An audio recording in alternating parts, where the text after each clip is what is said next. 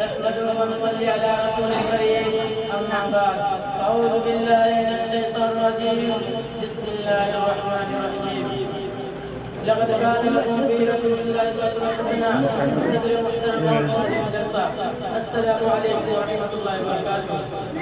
میں نے آپ کے سامنے قرآن پاک کی تلاوت کا شرف حاصل کیا، اسی کے روشنی میں چند باتیں عرض کرنا چاہتا ہوں۔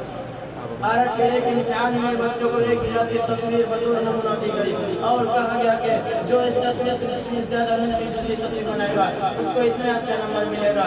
ایک طالب علم نے سوچا کہ گلاس تو بہت معمولی تصویر ہے، لاؤ میں ایک کار کی تصویر بنا دوں۔ چنانچہ اس نے خوبصورت کار بنا لی۔ جب نتیجہ آیا تو کار کی تصویر بنانے والا بچہ خیر تھا کیونکہ اس نے گلاس کی تصویر نہیں بنائی۔ اسی طرح اللہ کا فرمان ہم مسلمانوں کے لیے کہ اے مسلمانوں تمہاری زندگی گزارنے کا بہترین نمونہ رسول اکرم صلی اللہ علیہ وسلم کی سیرت ہے۔